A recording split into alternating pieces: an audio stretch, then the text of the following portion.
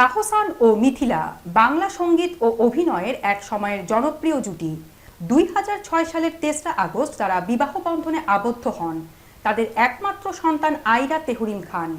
তাহসান তখন ব্ল্যাক ব্যান্ডের জনপ্রিয় গায়ক, আর মিথিলা একদিন তার গানের সঙ্গে পরিচিত হন এক বন্ধুর মাধ্যমে।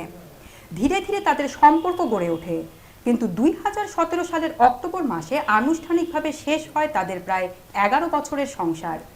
বিচ্ছেদের পর মিথিলা পডকাস্টে প্রকাশ করেন কতটা কঠিন সময় পার করেছিলেন তিনি।